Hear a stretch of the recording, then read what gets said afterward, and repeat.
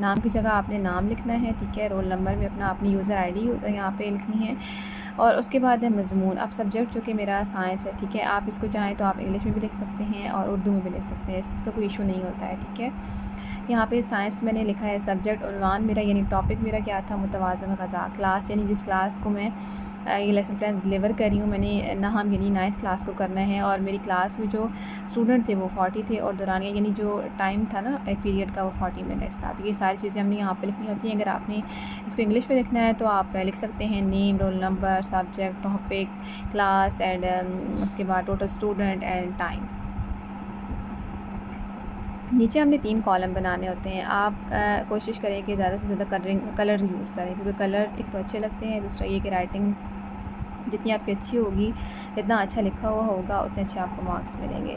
सो 3 column आपने बनाने हैं और फर्स्ट कॉलम में आपने लिखना है उन्वानात और सेकंड में नफ्स मज़ामीन और इसमें वाइट बोर्ड। यहाँ पे आपने अमूमी मकासद और खुसूसी मकासद लिखने हैं, ठीक है। जिस तरह ये लिखा हुआ है सेम आप एज़ इट इज़ इसी लेसन प्लान को कॉपी कर सकते हैं। तो अमूमी मकासद में आपने लिखना है तलबा में सोचने की सलाहियत को उबारना, अल्लाह ताला की नेमतों से आगाह करना, तलबा में साइंसी तसव्वुरात और नज़रियात पैदा करना।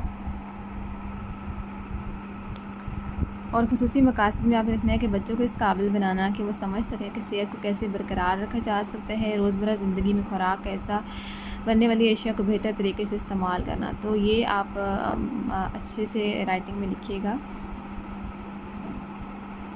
कि जितना अच्छा होगा उतने अच्छे मार्क्स आपको मिलेंगे।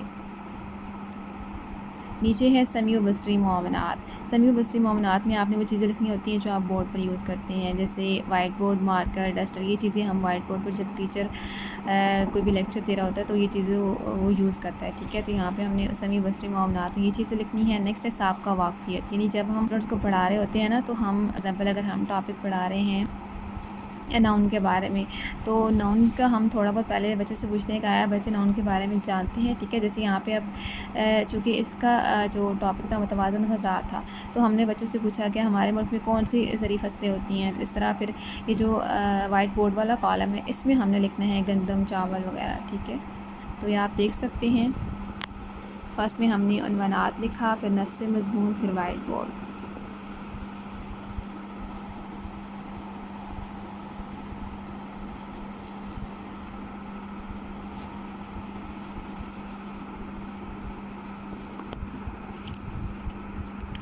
आगे है हमारे पास सेम एज इट हमने वैसे ही आगे कॉलम बनाने हैं, ठीक है, जिसे हमने पीछे बनाए उन्वानात, नफ्स मज़मून और वाइट बोर्ड। अब यहाँ पे हमने लिखा कि हम सबसे ज़्यादा खुराक में क्या इस्तेमाल करते हैं, यानी ये वही है सबका वाक़ई प्रीवियस नॉलेज हम बच्चों को चेक करें। हमने यहाँ पे दूसरा क्वेश्चन किया कि हम सबसे ज़्यादा खुराक में क्या इस्तेमाल करते हैं, तो बच्चों ने जवाब दिया गंदम, तो हमने वाइट बोर्ड वाले कॉलम में लिख दिया। नेक्स्ट है तरीक़ा तदरीस, यानी हम कौन सा मेथड यूज़ कर रहे हैं। तो यहाँ पे हमने लिखा तहरीरी और मुशाहिदाती तरीक़े इख्तियार किया जाएगा, ऐलान सबक। इसी तरह यहाँ पे आपने जब ये याद रखें कि जब आपने यहाँ पे वाइट बोर्ड वाले कॉलम में मुतवाज़िन ग़ज़ा लिखा है तो आपने उसको नीचे से अंडरलाइन करना है, ठीक है।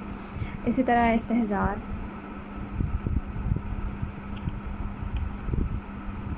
सादा और फहम ज़बान में मिसालों के ज़रिए एक कदम में पेश किया जाएगा। नीचे हमने हेडिंग दी मुतवाज़िन ग़ज़ा। फिर हमने बच्चों को जो भी पढ़ाया हमने यहाँ पे लिख दिया कि हम ज़िंदा रहने के लिए ग़ज़ा का इस्तेमाल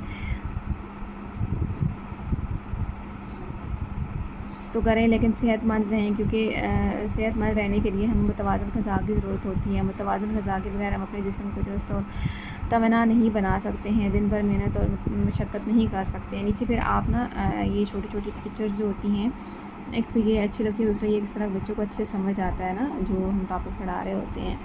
तो ये आपके पास अगर कोई बुक पड़ी है तो उस बुक में ये ऐसी पिक्चर होती हैं, आप काट कर यहाँ पे लगा सकते हैं।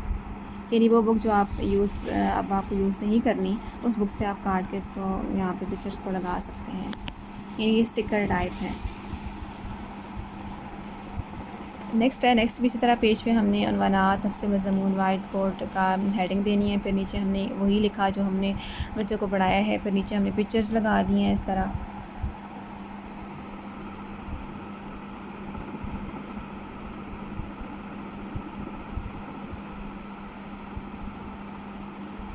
नीचे है इआदा, मुतवाज़िन ग़ज़ा से क्या मुराद है, मुतवाज़िन ग़ज़ा से क्या फ़ायदा होता है, ठीक है। ये फिर हमने वाइट बोर्ड वाले कॉलम में लिखना भी है इसका आंसर। ठीक है,